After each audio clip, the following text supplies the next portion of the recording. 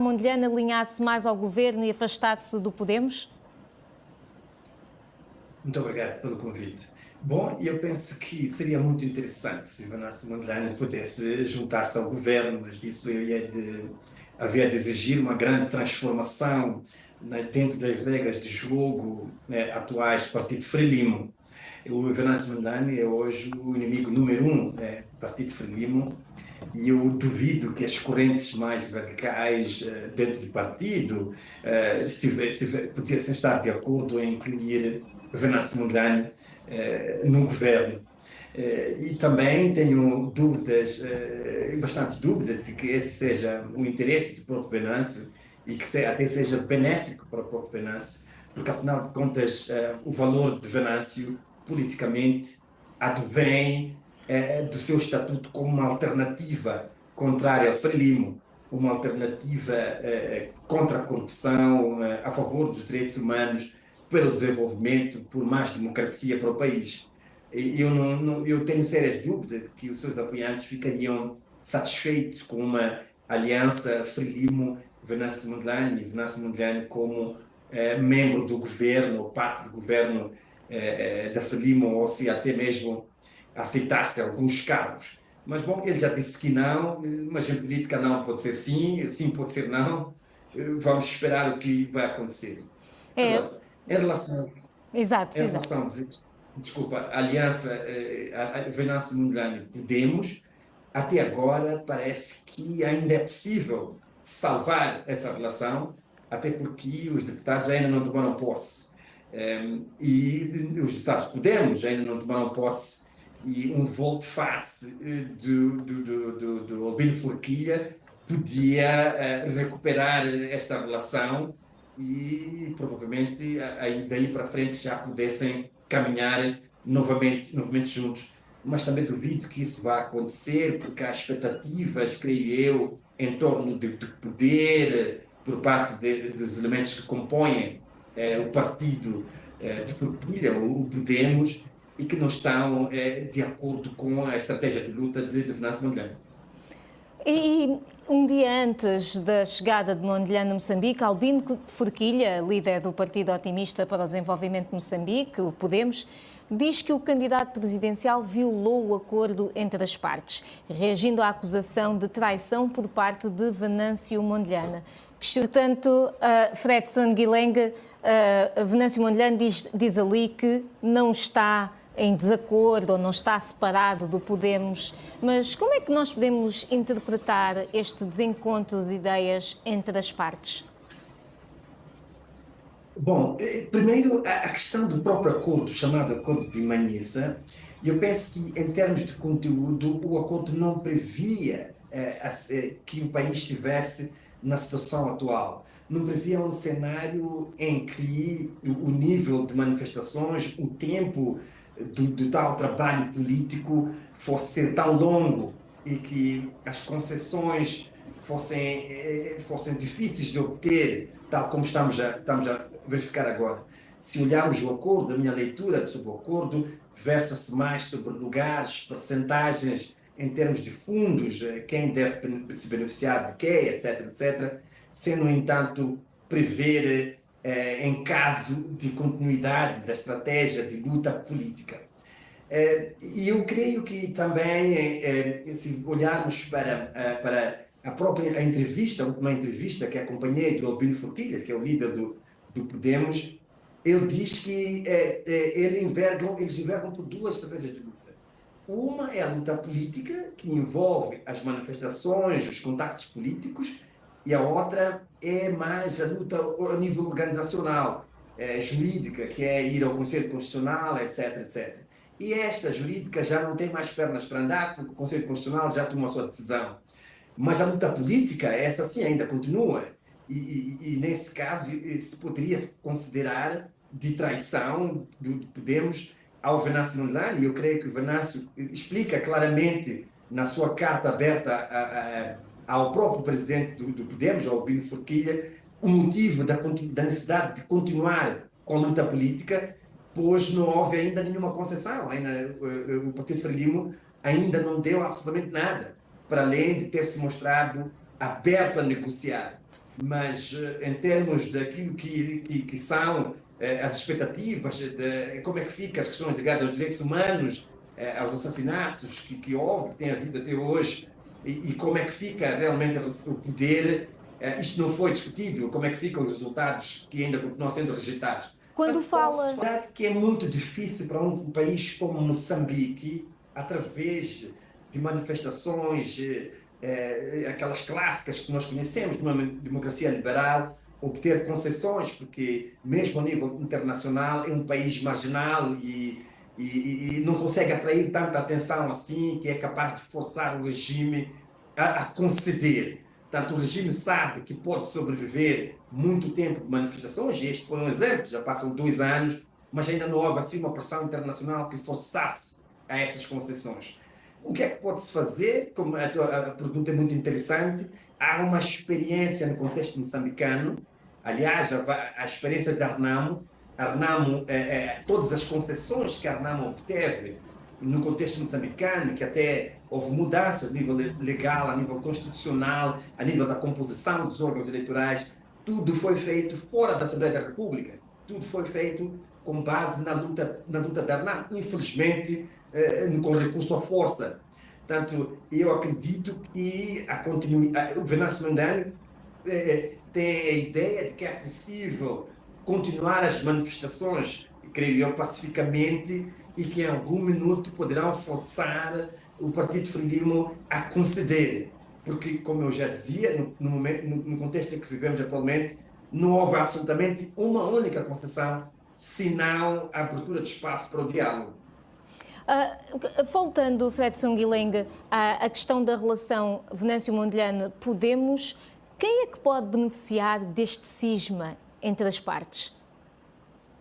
Bom, é evidente que o maior beneficiário é o Partido Frelimo. Quanto mais enfraquecido estiver Venâncio Mondlane, quanto mais enfraquecido estiver o Podemos, melhor fica o Partido Frelimo, porque pode continuar a exercer o seu poder com a tranquilidade que o deseja. Portanto, fica enfraquecido o Podemos, fica enfraquecido o Venâncio, fica enfraquecido também, é enfraquecida a luta e a esperada revolução de alguns segmentos, que é um segmento importante da cidade moçambicana hoje. Mas também creio que beneficiam-se os outros partidos, porque os outros partidos da oposição, porque Venâncio, enfraquecido, ele perde a relevância que tem e deixa de roubar a atenção que tem roubado de todo o eleitorado do povo moçambicano para si, em detrimento desses outros partidos políticos. Podemos é um partido fundado por militantes da Frelimo que já não se reviam no partido. Venâncio Mondlane vinha da Renamo. Não seria já por si este um casamento difícil, Fred? As minhas desculpas, eu dizia, de facto, era um casamento que já iniciou com algumas fragilidades. Portanto, este é um elemento que já devia ser um pouco de suspeita, porque, primeiro, o Podemos é um partido composto por antigos elementos do Partido Frelimo. Segundo, isso permite alguma certa capacidade de manobra da Frelimo desses elementos. Segundo, a relação entre Venâncio Mondlane e o Podemos é uma relação muito frágil, mesmo do ponto de vista ideológico, que é o terceiro momento. O Podemos apresenta-se como um partido de socialismo democrático, do ponto de vista ideológico, e eu posiciono Venâncio mais ao nível de centro-direita, do ponto de vista ideológico. É certo que isso não conta muito no contexto moçambicano, mas em algum minuto essas diferenças ideológicas podem se fazer sentir a médio e longo prazo. Mas bem, eu penso que foi um arranjo que se fez num momento de bastante aflição do próprio Venâncio Mondlane. Ele tinha a candidatura da CAD, que é a aliança que o suportava, foi rejeitada e ele rapidamente precisava de encontrar uma plataforma que pudesse apoiar a sua candidatura independente. Portanto, eu penso que nessa perspectiva as duas partes não tiveram o tempo suficiente de se conhecer para depois perceber de facto se tratava de um relacionamento com chances para durar. mas bom, é possível que dure, mas é claro que, olhando para a composição deste partido, a gênese, as chances são mesmo de que não possa durar tanto assim. E não durando, vamos olhar para o cenário de não durar. Há pouco tempo o Fredson Guilherme já dizia que isto pode beneficiar o partido no poder porque enfraquece tanto o Podemos quanto Venâncio Mondlane. E neste cenário desta relação não durar, como é que esta clout, né, esta força que Venâncio Mondlane ganhou agora, como é que ele a poderia recuperar, não tendo um partido que o pudesse suportar nas suas campanhas? Bom, eu acredito que o maior prejudicado em caso desta relação não durar é o Podemos e muito menos o próprio Venâncio Mondlane. Aliás, quem catapultou o Podemos a essa visibilidade toda foi o próprio Venâncio. Portanto, é a imagem do Venâncio que empurrou Podemos à posição que se encontra hoje. Nós sabemos muito bem que o Podemos, antes do Venâncio, era um ilustre desconhecido. Portanto, eu creio que o Podemos perde muito mais e é preciso que o Podemos faça uma reflexão nesse sentido, porque não se pode satisfazer apenas na conquista atual e nos benefícios dessa conquista para os próximos 5 anos. Portanto, se eles quiserem ser um partido político para além dos 5 anos, precisam de reconhecer a necessidade desta relação.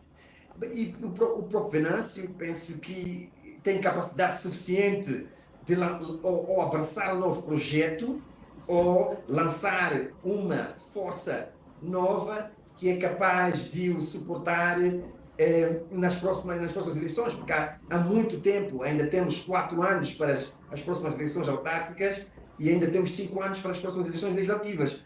Portanto, o Venâncio tem tempo de lançar-se num novo projeto, talvez esse fosse o ideal, porque ele já tem experiências negativas de todos os lugares em que esteve, desde do próprio MDM, a RENAMO, e agora o Podemos, portanto, já tem experiência suficiente para optar por lançar um projeto próprio. Seria possível esse projeto, seria um projeto político ou partido político que viesse a ser formado por Venâncio Mondlane, seria aprovado? Olha, é preciso dizer que dificuldades poderá sim haver, mas eu creio que lançado atempadamente e a tentar fugir de todas as ratoeiras políticas que existem no contexto moçambicano, o projeto ainda pode ter a sorte de ser aprovado. É certo que vai encontrar enormes dificuldades, não só na sua aprovação legal, mas também no seu funcionamento, porque, aliás, é preciso dizer que o contexto político moçambicano é inóspito à oposição ao Partido Frelimo e todos os partidos políticos em Moçambique passam por um contexto bastante difícil para operar politicamente. E eu creio que o Venâncio Mondlane precisa estar consciente disso e tentar esquivar essas ratoeiras. Mas possível é sim. Muito bem, nós estamos. Fredson Guilherme, faz sentido esta proposta? Bom, e eu penso que é de louvar o trabalho da sociedade civil de Moçambique num contexto de enormes dificuldades, quer acesso aos recursos para o seu trabalho, também a dificuldade de operar, que os partidos políticos também têm, estes que nós falamos há pouco tempo. Agora, eu não sei, aliás, eu acredito que é bom tentar abrir essas frentes diplomáticas a um nível internacional, chamar a atenção ao ambiente que se vive em Moçambique a um nível internacional, e eu penso que nesse aspecto isto está a ser muito bem conseguido. Como dissemos há pouco, infelizmente Moçambique é uma nação marginal aos olhos de outros países e é muito difícil chamar a atenção aos acontecimentos dentro de Moçambique.